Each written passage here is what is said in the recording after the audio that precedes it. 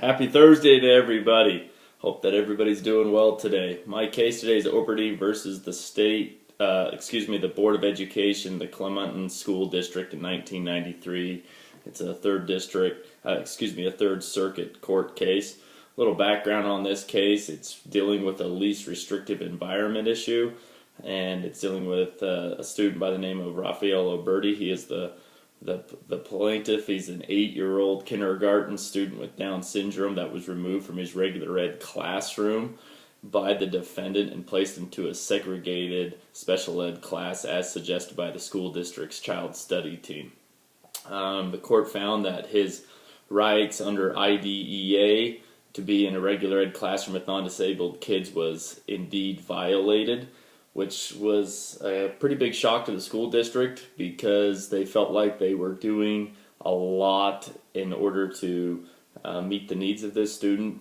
Some of the things that they were doing is they agreed with the parents to put him in a morning regular ed classroom and an afternoon segregated special ed class and differentiate the instruction in there. They ended up being able to get an additional assistant, an aide in there to help out with that. But what they started to find out through that 1989-1990 school year was that the morning regular ed classroom, Raphael was starting to really exhibit some pretty significant behaviors and some disruption to the classroom.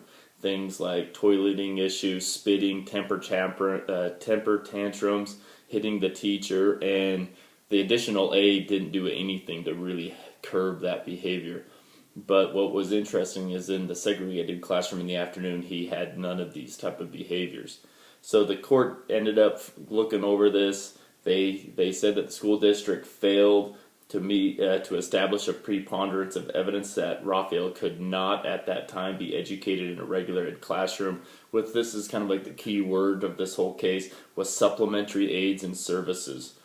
And so therefore the school district did violate his IDA.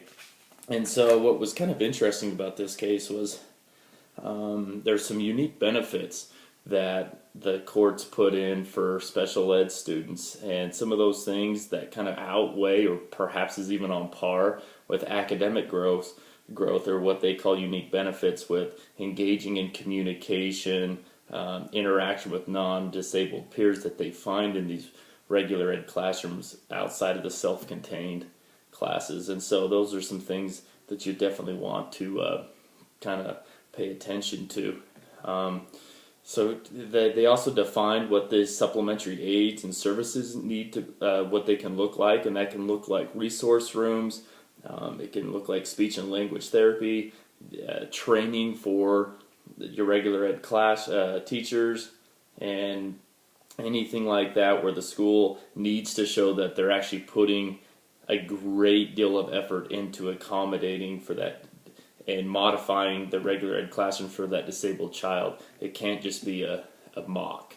And so, those are some things like that. But in the end, if you're needing to determine whether a child with disabilities can be educated satisfactorily, like it says on page 597, in a regular ed classroom with supplementary aids and services, that's a two-pronged test. The first prong, you need to consider several factors.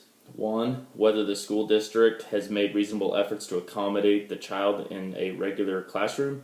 Two, the educational benefits available to the child in a regular class with appropriate supplementary aids and services as compared to the benefits provided in a special education class. And three, the possible negative effects of the inclusion of the child in the education and on the education of the other students in the class. And so that's the first prong. And then if he is removed or he or she's removed and placed into a segregated class, they need to be able to still participate in school programs such as music, lunch, assemblies, these type of things.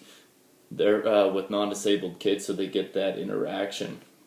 And so it's a pretty interesting case. It really comes down to, if you really want to relieve the tension on this, it comes down to the supplementary aids and services. What is the school and the school district doing to bridge that gap so that the kid has that fundamental right for that regular ed classroom? So thank you so much. Also, just a side note, anybody want to get together, start planning this final that's due in December, I'd love to start forming a group for that. My email is rkelson@murrayschools.org, and let's get together, perhaps form a little group, have some fun with that. Thanks, you guys.